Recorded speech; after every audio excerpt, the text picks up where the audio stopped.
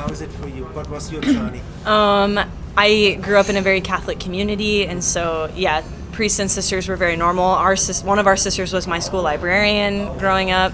But I would say it took much longer for the faith to be in me versus just around me. And so in college, I was very easily distracted by the glitter. Yeah, the glitter of everything. But it all left me very unsatisfied and very torn. I mean, torn in half, basically, is how it felt. And I went to World Youth Day in Poland in 2016, and I encountered Jesus in the Eucharist, and he made it very clear that he loves me and there's nothing I can do to change that.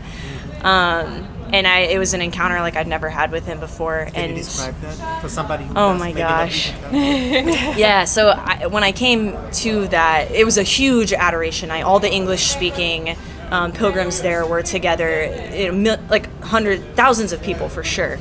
And my plan was to go for the music, listen to the talk, and leave before adoration. Because at that point in my life, I wasn't really in a good spot with Jesus. You know, I wasn't really, but they fooled me. We started with the music, and then Jesus came out, and then the talk. So I was trapped.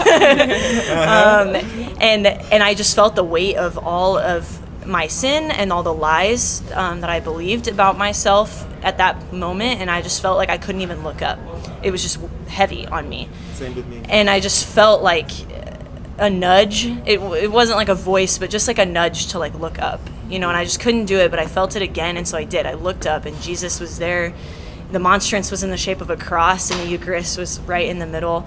And the song that was playing at the time was Good, Good Father. And so it says, you're a good, good Father, that's who you are, and I'm loved by you, that's who I am. And I just knew that that was right to my heart, that he was speaking, like that he is good and that I am loved. And then it's like I heard in my heart, and there's nothing you can do about it, you know? And I just wept, like all that weight was off.